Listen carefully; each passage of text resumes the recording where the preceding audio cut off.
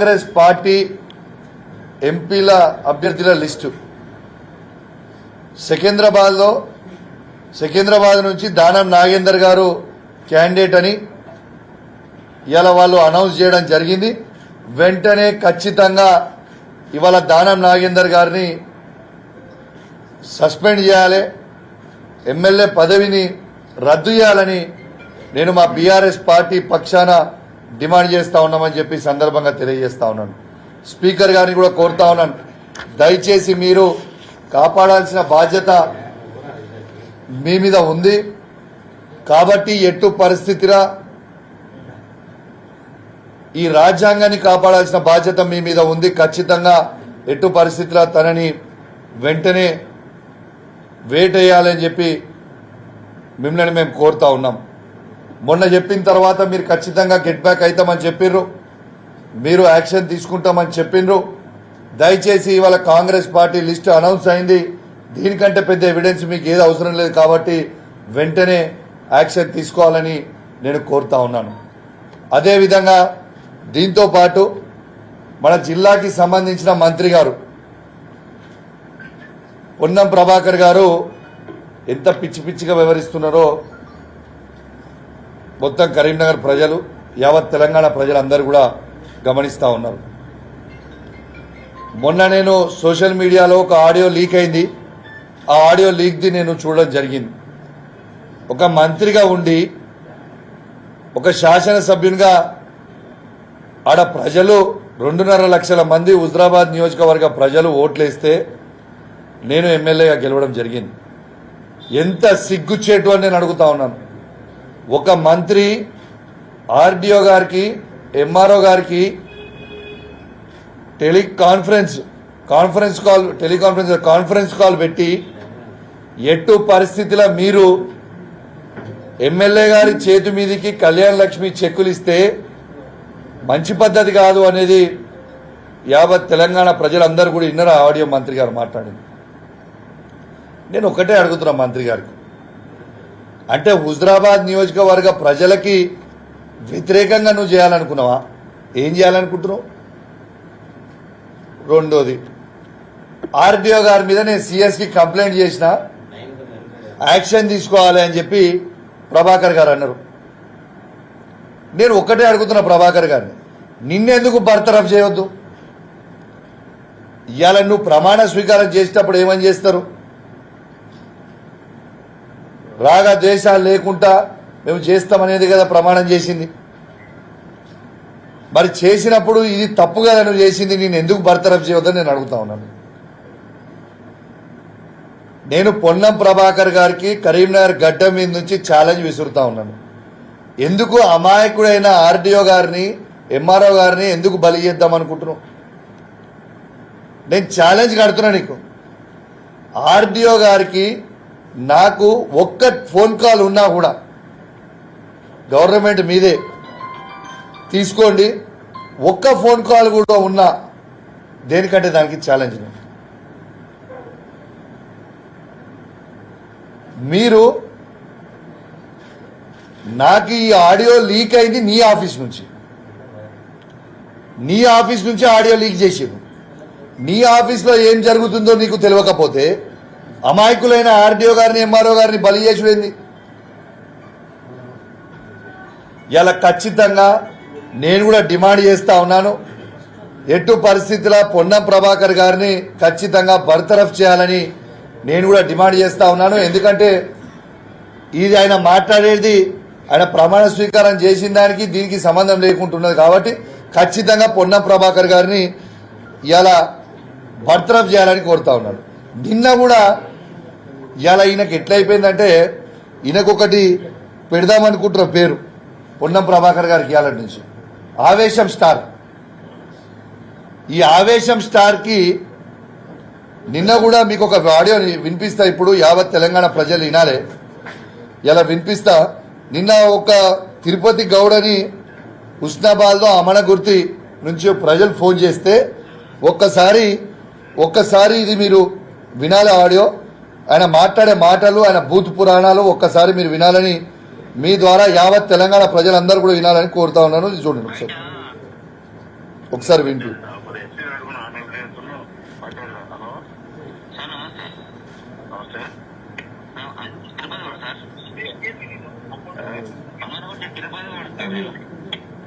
Maximum అది స్కూల్లో అది బయట గవర్నమెంట్ ల్యాండ్స్ వచ్చి ఉన్నాయి స్కూల్లో అది ఎందుకు ఇచ్చిన పర్మిషన్ పుస్తకం వేదనా కొడుకులకు ఎంతమంది ఇచ్చినప్పుడు ఎందుకు ఇచ్చి నేను తీసుకున్నా పర్మిషన్ అది వాడవాడ నా లాప్టాప్ కొంచెం రిక్వెస్ట్ చేస్తా అవుతా అట్టుకుంటా అంటే ముట్టి వాళ్ళు కూడా నా కొడుకుల మీద నేను తమాషా చెబుతున్నా కొట్టిన నా కొడుకులు నేను ఇస్తున్నా నా పర్మిషన్ సబ్స్టేషన్ కు నా సొంతంగా గవర్నమెంట్ వాళ్ళు నలుగురు పిల్లలేరు మీ ఊళ్ళో అంతా ఎవరు ఇచ్చిన పర్మిషన్ ఇచ్చారు. ఎవరైనా అడ్డుకునే ఇస్తారా ముట్టిపోక నేను కూడా రాలవడతా చేయకూడదు. విన్నారు కదా ఇవాళ అవి ఏం మాటలండి నాకు అర్థం కాదు. ప్రజలు ఫోన్ చేస్తే కూడా అవి ఏం మాటలు, ఆ మాటలు చెప్పనికే కూడా నాకు సిగ్గు అనిపిస్తూ ఉంది. ఇవాళ మంత్రిగా ఎదిగినావు నువ్వు, ఇట్లనే ఆగకుంటే నేను కరీంనగర్ పార్లమెంట్ ఎంపీగా గెలిపించినప్పుడు నువ్వు ఆగుడు లేకుంటే కరీంనగర్ నీ సొంత ఊర్లో డిపాజిట్ రాను విను. నీ సొంత ఉన్న వార్డ్ ఏరియాలో 23 ఓట్లు పడ్డ గొప్ప లీడర్వి నువ్వు ఇట్లాంటి పనులు చేస్తే కరీంనగర్ ప్రజలు నిన్ను తరిమి తన్నేసిరి నుంచి ఏడుగా పోయి పాపం హుస్నాబాద్ తెలియకుండా ప్రజలు నీకు ఓటేసి గెలిపిస్తే గిరా నువ్వు చేసే పనులు. ఇంత ఆసానం ఎందుకు నీకు? ఇవాళ ఆవేశం స్టార్ అయిన మంత్రి గారు కుక్కకు ఒక బొక్క దొరికినట్టున్నది నా కథ. ఇలా వీళ్ళ 6వ గ్యారంటీతో పాటు 7వ గ్యారంటీ ఏంటంటే ఈ మంత్రితోని భూతు పురాణాలు, లేకుంటే మన సిరిసిల్ల సభలో వినట్టు డిషుం బుద్ధుడు. అసలు ఈయన ఏం మంత్రి, అసలు ఈయన ఏం కథ? నీకు ప్రజలు ఒక గొప్ప అవకాశం ఇచ్చిర్రు, దాన్ని సద్వినియోగం చేసుకో. అంతేగాని అది సద్వినియోగం చేసుకోకుండా ఇష్టం వచ్చినట్టు నువ్వు మాట్లాడడం మాత్రం ఇది మంచి పద్ధతి కాదు. ఇకనన్నా మారు, ప్రజలకేమన్నా చెయ్యి. కానీ ఇదేదో ల్యాండ్ మీకు అసలు ఉన్నో స్టోరీ కూడా చెప్పాలి ఏంటంటే ఆ ల్యాండ్ కూడా డొనేట్ చేసింది మా మామ 2 ఎకరాలు గవర్నమెంట్ స్కూల్కి. కానీ సరే అది ఏం చేసినా దాన్ని నువ్వు మంచి పనులు చేయకని మాకు అభ్యంతరం లేదు. కానీ ఈ భూత పురాణాలు ఏంది, మాట్లాడే భాష ఏంది, కథ ఏంది, కార్యక్రమం నేను దయచేసి అధికారులను కూడా నేను కోరుతా ఉన్నాను, మీరు ప్రోటోకాల్ ఉల్లంఘన చేయకండి. ఇవాళ మీరు ప్రోటోకాల్ ఉల్లంఘన చేసి మీరు ఇబ్బంది పడు తప్పితే దీనికంటే ఎక్కువ ఇంకా ఏమీ లేదు. మీరు as per protocol, as per procedure మీరు చేయండి. ఈయన మాటలు వింటే, ఇక్కడ ఉన్న మంత్రి గారి మాటలు వింటే కుక్కతోక పట్టుకొని గోదావరి ఏగినట్టుంటుంది ఈ కథ ఈయనతో ఉంటే. కాబట్టి దయచేసి నేను ఒక్కటే కోరుతున్నా, అధికారులు కూడా మీరు కూడా యాజ్ పర్ ప్రోటోకాల్ ఎట్లుంటే అట్లా చేయండి. మీకు ఉదాహరణ చెప్తున్నా, మొన్న నా నియోజకవర్గంలో కళ్యాణ లక్ష్మి చెక్కులు పంచమన్నారు, వీళ్ళు పంచిరు, అయిపోయింది. వీళ్ళు వంచిన తర్వాత మొన్న జమ్మికుంట ఎంఆర్ఓ గారికి ఇబ్బంది వచ్చింది. మరి ఇదే మంత్రి గారు ఎందుకు కాపాడలేకపోయినా? ఇదే మంత్రి గారు చెప్తురు చేసిపోతురు, మరి ఎందుకో కాపాడుకోలేకపోతురు? అంటే కేవలం మిమ్మల్ని వాడుకుంటాడు, ఇచ్చిపెడతాడు. దయచేసి మీరు ఇది మర్చిపోకండి. మీరు మీ పని మీరు సక్రమంగా చేయండి, ఖచ్చితంగా మీకు కూడా మేము సహకరిస్తాం. నిన్న కూడా ఉదాహరణ చెప్తా ఉన్నా, కమలాపూర్లో ఇది ఎలక్షన్ కోడ్, మీరు చెక్కులు పంచిండు, సంతోషం, మాకేం అభ్యంతరం లేదు. కానీ ఎలక్షన్ కోడ్లో నిన్న కూడా తీసుకుపోయి కమలాపూర్ మండలంలో 62 చెక్కులు, నిన్న కళ్యాణ లక్ష్మి చెక్కులు నేను ఇచ్చిర్రు. ఓకే, సంతోషం, మీరు ఇచ్చిర్రు, మాకేం అభ్యంతరం లేదు. కానీ ఆ 62 చెక్కులతో పాటు కేసీఆర్ గారు ప్రవేశపెట్టిన 1,116 రూపాయలతో పాటు తులం బంగారం కూడా మీరు ఇస్తే బాగుండు కదా, అద్భుతంగా ఉండు కదా. కానీ నిన్న చెప్పక చేయక చెక్కులు వంచిర్రు, ఆగమాగం చేస్తున్నారు. ఎందుకు ఇంత ఆగమాగం ఎందుకు చేస్తున్నారు మీరు? ఇట్లా దయచేసి చేయకండి, మీరు పరేషాన్లో పడకుర్రి, మీరు ఆగమాగం కావద్దని దయచేసి మీకు కూడా విజ్ఞప్తి చేస్తూ ఉన్నాను. ఇవాళ పోలీస్ వాళ్ళకు కూడా చెప్తా ఉన్నాం, పోలీస్ వాళ్ళ పక్షాన కూడా ఇవాళ మేము మాట్లాడుతూ ఉన్నాం. ఇవాళ పిఆర్సీలు ఎన్ని కూడా పోలీస్ వాళ్ళ అందరికీ కూడా ఇవాళ మేము ఇప్పిస్తాం, మేము గవర్నమెంట్ రాగానే ఫస్ట్ రిలీజ్ చేస్తాం మీకు అని పోలీసు వాళ్ళకు కూడా చెప్పారు. ఇవాళ వాళ్ళకి ఇచ్చే అలవెన్సులు కానీ వాళ్ళకి వచ్చే బ్యాలెన్స్ అమౌంట్లు ఒక్కొక్కళ్ళకి కానిస్టేబుల్ దగ్గర నుంచి, ఎస్ఐ దగ్గర నుంచి, సిఐ గారి దగ్గర నుంచి, ఏసీపీ గారు, సిపి గారు, డీసీపీ గారు, పైనకి ఇంకా అధికారులందరికీ కూడా ఇవాళ ఎంతో రావాలి పిఆర్సీ. ఎందుకు ఇస్తలేమా? మీరు ఇప్పటి వరకే వాళ్ళకి ఎందుకు ఇస్తలేరని నేను అడుగుతా ఉన్నాను. ఇవాళ ఇక్కడ ఉన్న మంత్రి గారు ఓ ఎగిరెగిరి పడతా ఉంటారు. మీరు ఎగిరెగిరి పడే కంటే ముందు ఆ ములుగుల సీతక్క ఇప్పించుకుందట ఆ జిల్లాకి. మరి కరీంనగర్ జిల్లాలో ఉన్న పోలీసు వాళ్ళు ఏం తప్పు చేసిరు పోయి? వాళ్ళకి నువ్వు ఎందుకు ఇప్పించుకుంటలేవు? ఇప్పించుకునే చేతన అయితలేదా? మంచి పనులు చేసే చేతన అయితలేదా? ఈ అరుషుడు కంటే, ఈ ఎగిరెగిరి వడుడు కంటే దయచేసి పోలీసు వాళ్ళ పక్షాన కూడా నేను అడుగుతా ఉన్నాను, ఖచ్చితంగా వాళ్ళకి ఇచ్చే అలవెన్సులు కావు, ఏవి పెండింగ్ ఏవైనా ఏ ఉన్నాయో అన్ని కూడా వెంటనే క్లియర్ చేయాలని నేను డిమాండ్ చేస్తా ఉన్నాను. ఎందుకంటే నువ్వు ఎన్నికలలో మీరు ఇవన్నీ చెప్పినప్పుడు వాళ్ళు నమ్మిరు మీరు వెంటనే చేస్తారేమో అని. కాబట్టి దయచేసి వాళ్ళకు కూడా మీ అందరు కూడా వెంటనే వాళ్ళే ఏమున్నా కూడా మీరు రిలీజ్ చేయాలని కూడా ఇలా పోలీసు వాళ్ళ పక్షాన కూడా నేను డిమాండ్ చేస్తా ఉన్నానని చెప్పి ఈ సందర్భంగా తెలియజేస్తూ సెలవు తీసుకుంటా ఉన్నాను. జై తెలంగాణ, జై కేసీఆర్. అండ్ దీంతో పాటు ఒక్క నిమిషం, సారీ, దీంతో పాటు ఇవాళ ఖచ్చితంగా ఈ 17 పార్లమెంట్ సీట్లలో కరీంనగర్ పార్లమెంట్ సీటు ఫస్ట్ జెండా బీఆర్ఎస్ పార్టీ జెండా ఈ కరీంనగర్ గడ్డ మీదనే ఎగరబోతా ఉందని చెప్పి కూడా ఈ సందర్భంగా తెలియజేస్తా ఉన్నాను. ఇవాళ మీరు ఎవరు ఊహించుకోని విధంగా ఇలా కరీంనగర్ పార్లమెంటు 1,00,000 మెజారిటీతో మేము గెలవబోతా ఉన్నాం. ఇది గ్యారంటీగా మీకు చెప్తా ఉన్నాను. ఇలా ఎక్కడ పోయినా కూడా ఇలా అద్భుతమైన రెస్పాన్స్ వస్తూ ఉంది. ఇలా రైతులైతే తలబట్టుకుంటా ఉన్నారు. అయ్యో ఎందుకు మేము కేసీఆర్ గారిని బోడగొట్టుకున్నాం, ఎందుకు కేసీఆర్ గారిని ఇలా దించడం, లబోదిబో మొత్తుకుంటా ఉన్నారు. ఇలా ఒక్కటే చెప్తా ఉన్నాను, ఇవన్నీ వద్దు, బై పంచాయతీలు గిరిగిరిగా వద్దు. కేసీఆర్ గారు ఉన్న 10 సంవత్సరాలలో ఏ ఒక్క రోజన్నా ఒక్క ఎకరం అన్నా ఎండిందా? ఏ ఒక్క ఎకరం కన్నా ఫ్రీ 24 గంటల కరెంట్ రాకుండా ఉన్నదా? ఏ ఒక్క రైతుకి రైతు బంధు రాకుండా ఉన్నదా? కేసీఆర్ గారు దిగిపోగానే నీళ్లు బంద్ అవుతాయి, కరెంటు బంద్ అవుతుంది, రైతు బంధు బంద్ అవుతుంది. ఇది కరెక్టా?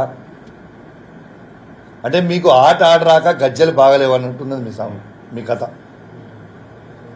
ఇవాళ కేసీఆర్ గారి కోసం ఖచ్చితంగా రైతులందరూ కూడా ఎక్కడ పోయినా కూడా అద్భుతంగా స్పందన ఇస్తా ఉన్నారు.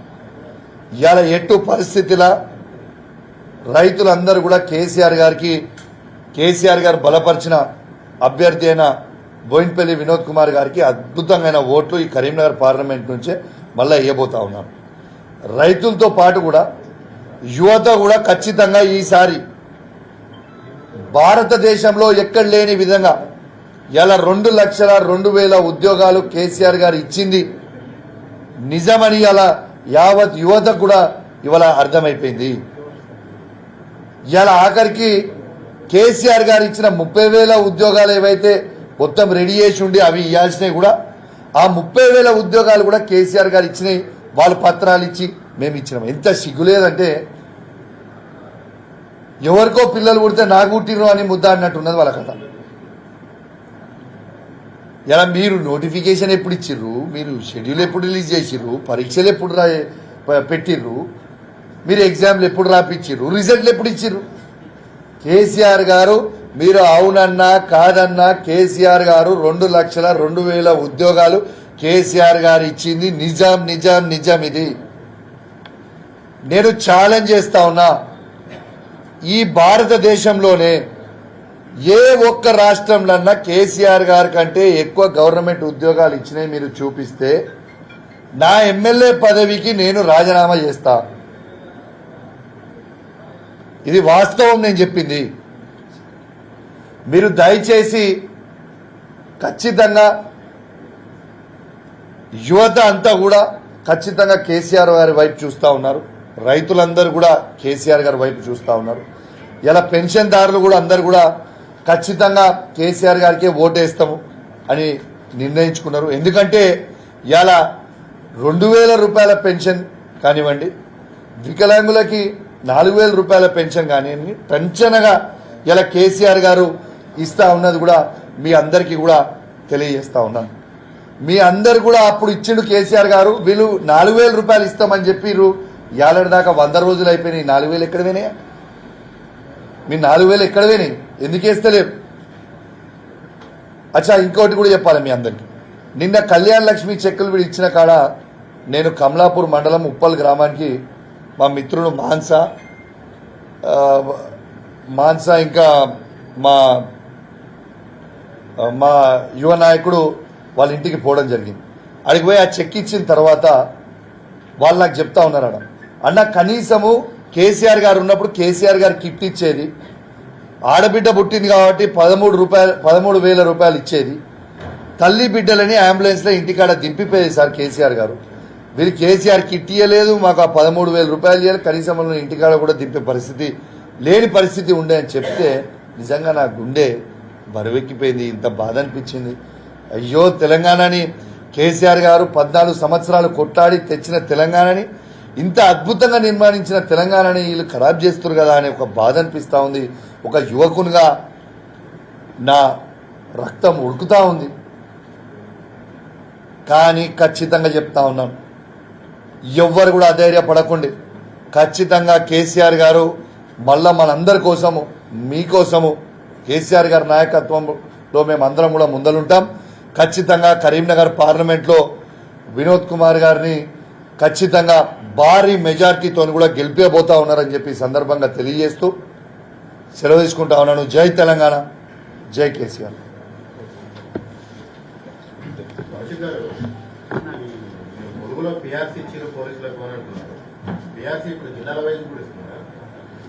అంటే జిల్లాల వైజ్ కాదు బ్రదర్, రాష్ట్రం అంతా కూడా ఇవ్వాల్సిందే. ఒక్క నిమిషం, జిల్లాల వైజ్ కాదు, రాష్ట్ర వ్యాప్తంగా మొత్తం కూడా ఇవ్వాల్సిందే. మంత్రి గారు అక్కడ ఉన్నదానికి వాళ్ళ దగ్గర వాళ్ళ జిల్లాకి వాళ్ళు ఎంబడి వేయించుకున్నారు అనేది నాకున్న సమాచారం. అది వాళ్ళకి ఇవ్వాల్సింది జోనల్ వైజు, వాళ్ళకి ఇవ్వాల్సింది సరే రాష్ట్ర వ్యాప్తంగా ఉన్న వాళ్ళందరికీ ఇవ్వాల్సిందే కదా. అవును, ఐడియా ఉంది. ఏరియాస్ వాళ్ళకి ఇవ్వాల్సింది, ఎస్ వాళ్ళకి ఇవ్వాల్సిందే కదా. వాళ్ళకి ఒక్క జిల్లాగా మొత్తం అందరికి కూడా ఇవ్వాలనేది నేను అనే పాయింట్. వాళ్ళందరికీ కూడా అన్ని అలవెన్స్ ఇవ్వాలనేది నేను అనే పాయింట్. రాష్ట్ర వ్యాప్తంగా